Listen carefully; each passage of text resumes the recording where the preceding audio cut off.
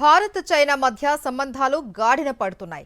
దాదాపు 5 ఏళ్ల తర్వాత 3 సరిహద్దు వాణిజ్య కేంద్రాల మార్గాలు తెరుచుకోనున్నాయి. ఈ పాస్లు తెరుచుకున్న విషయాన్ని ఇరు దేశాలు అధికారికంగా ప్రకటించాయి. ఇటీవల భారత్ చైనా విదేశాంగ మంత్రులు వాంగ్ యు, జైశంకర్ న్యూఢిల్లీ భేటీ సందర్భంగా ఈ నిర్ణయం తీసుకున్నారు.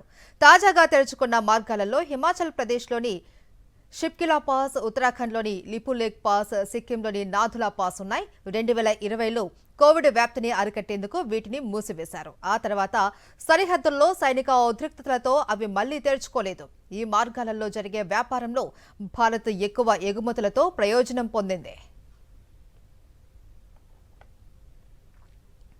భారత్ చైనా మధ్య సంబంధాలు గాడిన పడుతున్నాయి.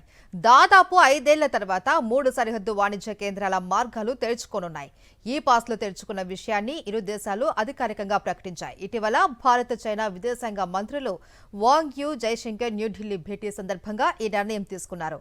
తాజాగా తెరుచుకున్న మార్గాలలో హిమాచల్ ప్రదేశ్లోని షిప్కిలా పాస్, ఉత్తరాఖండ్లోని లిపులేక్ పాస్, సిక్కింలోని నాథులా పాస్ ఉన్నాయి. 2020లో కోవిడ్ వ్యాప్తిని అరికట్టేందుకు వీటిని మూసివేశారు. ఆ తర్వాత సరిహద్దుల్లో సైనిక ఉద్రిక్తతలతో అవి మళ్లీ తెరుచుకోలేదు. ఈ మార్గాలలో జరిగే వ్యాపారంలో భారత్ ఎక్కువ ఎగుమతులతో ప్రయోజనం పొందింది.